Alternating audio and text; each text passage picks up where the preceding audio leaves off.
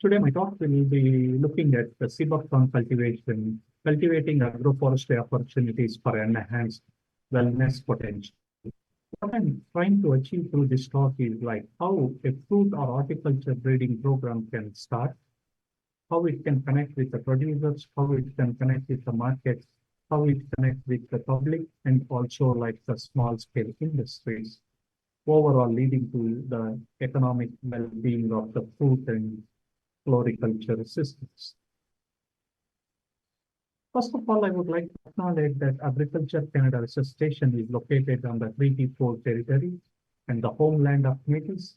We pay our respect to the First Nation ancestors of this place and reaffirm our relationship with one another. We would also like to recognize that some of you are attending this conference from other traditional indigenous lands. In doing so, we are actively participating in reconciliation as we navigate our time in learning and serving each other. When we look at the functional food industry or the natural health product sector, globally, the health and wellness industry is today worth $5.6 trillion. And when we look just in Canada, the market is forecasted at $19 billion by 2026. And with the expected growth of annually at 6.3%. And we see some of the aspects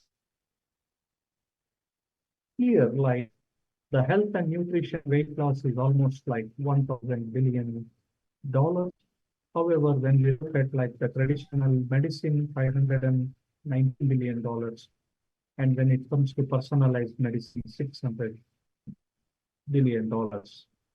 And if I focus just on the Western Canada, what all the native berries that we utilize and some of the naturalized berries, these are some of the things that come into picture: rose hips, chokecherry, buffalo berry, agana, dogwood, nannyberry, flower cherry, also sea buckthorn. Today, my talk focuses just on this berry, what we have done within Agriculture Canada. When you look at sea buckthorn, in Canada, it is not native to Canada. It was introduced to Canada in early 1930s, just as an ornamental stuff. Good people introduced it without much knowledge. And it belongs to Eurasia. It is Russia, Siberia, China, Nepal, northern part of India, like the Ladakh region, all the Pakistan, Uzbekistan. And the tree has this stuff has long geographic ranges. You can see here, it grows at very high Arctic regions, but very close to sea level. On the background, you will see ocean, which is very close to very salt environment.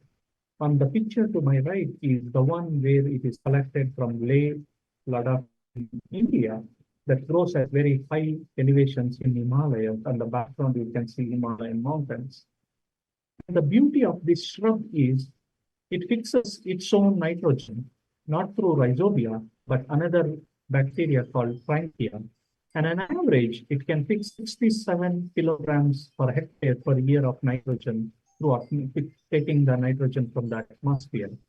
And the very reason this was introduced in Canada was ornamental. Later, through agroforestry systems, we started to give this as a soil erosion prevention, shelter belts, or shrub activities. The first and foremost thing we did was we went to the natural ranges of all the species range in different years, and we were able to source the germplasm in Scandinavia, Siberia, Kazakhstan, Himalayas, Nepal, interior China, eastern China, where the native species grow. Next, these are all the different Hippophae raminoides is the scientific name, and they have a dwarf shrub called Tibetiana. Salicifolia is a tree type that is predominant in the Ladakh region. Then we have Hippophae raminoides, which is a shrub-like or a bush-like, and these are all various subspecies of that, which I don't go into details. And what we did was my previous three predecessors, Skinner went in 1930 to interior Russia, Mongolia, and all those places and collected those. 1996, my Bill Schroeder collected some in inner Mongolia, And in 2014, we collected from Ladakh region, Nepal, Kazakhstan, and the Scandinavian part of Finland and interior Russia. In doing so, we established all these germplasm that we had 600 accessions that we sourced that are very distinct to ramp up a breeding program. What we did was, once we started getting material, we started to do some open pollinated process where we lined up males and females in some random order and started to develop process. Then we started to select certain males and certain females in 2003 to 2013, where we developed almost 17,000 unique genetics or germplasm from our breeding program. And one of the traits that we were selecting for males were like males to be soft thorn. The plant is like the bush is little bit thorny, and females bear the berries. And we were able to select for berries that are larger in size, long pedicel, and that have early maturity. As we were doing our breeding program, we never knew where the industry would go. This was the time when Dr. Oz in US, one of the television shows, he talked about Seabuckthorn for a 5-minute show that he mentioned this as a miracle berry in June 2011. And he recommended this Seabuckthorn for weight loss and diet. And here are the two pictures of mice, a mice that's fed with Seabuckthorn and another mice that's not fed with Seabuckthorn, but it was just fed normal diet. You can see a obese versus non-obese, but a shiny skin. When we looked at Genghis Khan horses, their horses were with the war ready always because they were always fed with Seabuckthorn leaf. And that's why wherever you see Genghis Khan horse picture, it is always having shining horseback. That's where the hippopay name comes, shining horseback. This Dr. Oz show led to a lot of farmers magazines started writing. Business needs more Seabuckthorn growth. Processing, marketing, supply chain needs Seabuckthorn growth. New Seabuckthorn varieties are required. So there was an increased awareness within public as well as in the farming community how one can grow this miracle berry in Canada. By the time we started to some of the cultivars. So what it led to is, as soon as this became like a big hit, we started to release some of the commercial cultivars like AC Harvest Moon, Orange September, Autumn Glow, Prairie Sunset, and in 2019 I released AC Shoulder Bounty, and we made it all these germplasm through propagation companies or some of the nurseries that will become the sole supplier of the products. And as I said earlier, it was high yielding cultivars with fewer thorns, and also the males were the high pollen producing males were our target from the breeding. So here are some of the examples. This is how the shrub of Orange September looks, loaded with berries. Each plant can bear anywhere between 10 to 50 kilos of fresh or somewhat like dry berries.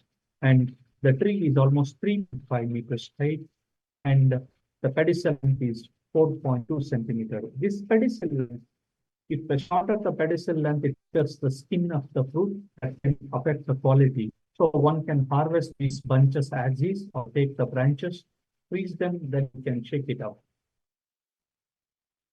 Then this is one of our males as an example. Don't bear berry, just produces pollen, and this is dioecious flower. The male plant is different, female plant is different. And we prefer to select male plants that are much taller than the female, but due to wind, the pollen can easily move along the orchard. And also, males are thornless, and the buds are anywhere between 17 to 20 flowers per bud. And this is one of the ASC Shoulder Bounty. She is an individual who comes from a company to bid whether they really like the germplasm.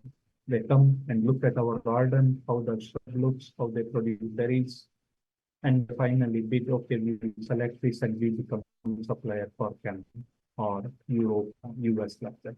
And we went on to do the genome sequence of the very same tree, in addition to doing the RNA transcriptome of developing berries and different tissue types. In the interest of time, I will go much into the genomics part here today.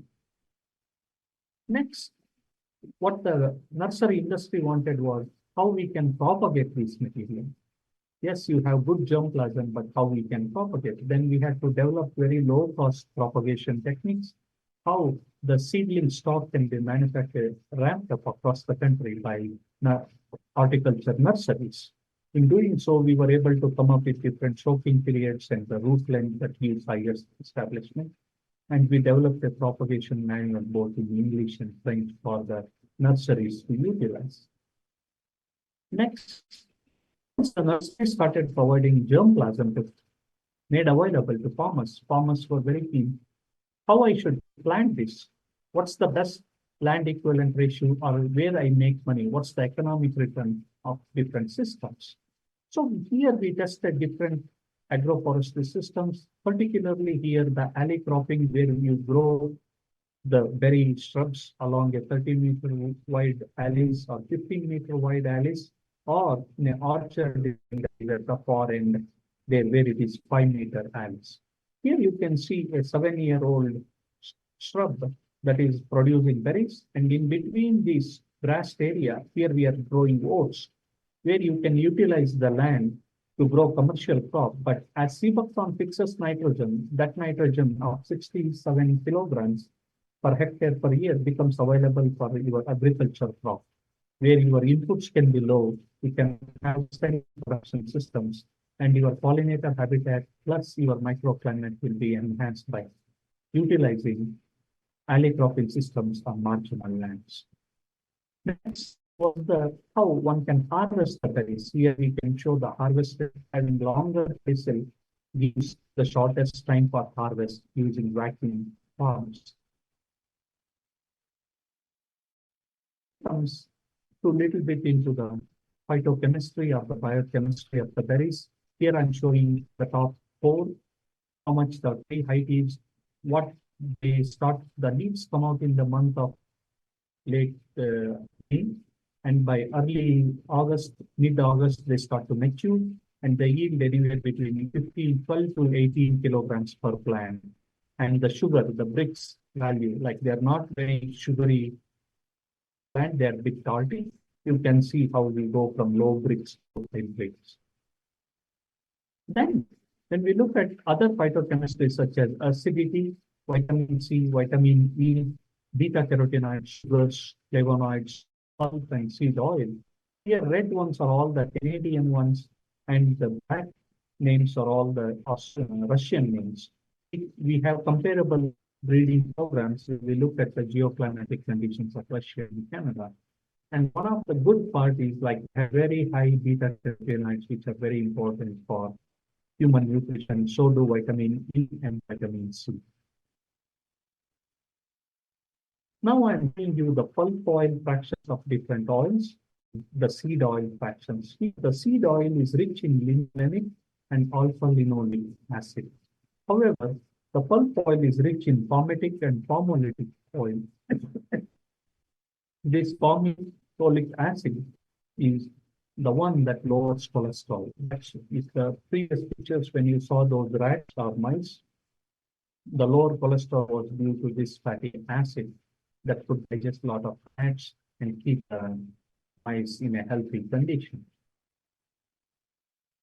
Then we were also interested, okay, once we extract the pulp oil, what happens to the seed and seed oils? Here I'm showing comparison with respect to other Western Canadian berries in comparison to the buckthorn. What we did was we collected all the seeds that came out after the press. And here I'm showing like the fatty acid of the seed oils where omega-3, omega-6, omega-7, which are the rare omegas that is found in sea buckthorn, and omega-9. When we look at the omega-6 to 3 ratio, in sea buckthorn it is 1:1. This is used as purity for checking whether sunflower oil is pure, groundnut oil is pure. Sea buckthorn is always used as a standard to check for purity. And here we can see sea buckthorn has very good profiles of omega-6, which is highest. Then we have oleic, linoleic, alpha-linoleic acid as well. And this is how the oils look when we use uh, supercritical extraction methods.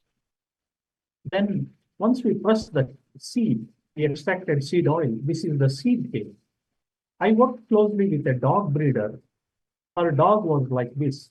We started feeding this, what we call crust cake, which contained like almost 36% protein, 4% oil, and it has like good carbohydrates of 50%.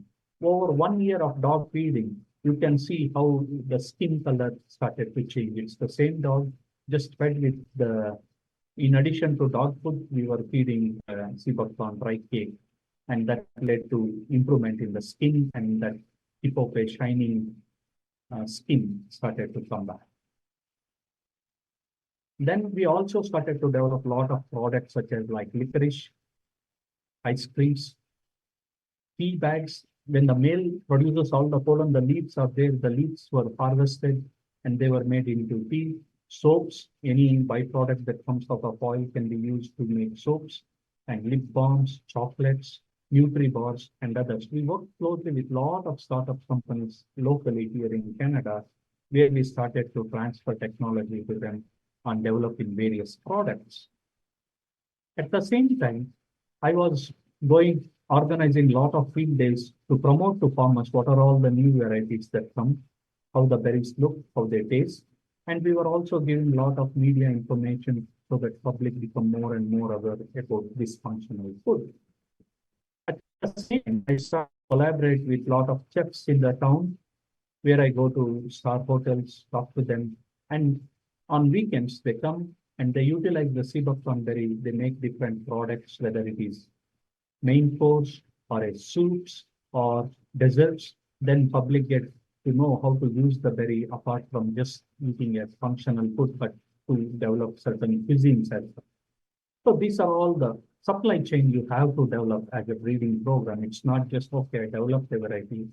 It's not enough, but you have to develop how it gets utilized, how public became aware, how farmers can grow them, where are the economics of, what are the mechanisms of harvesting. Everything needs to be continuously developed so that the end product becomes something that is viable and feasible in the long run. Doing so, this is one of the pictures of the field days that we organize quite often to promote the berries.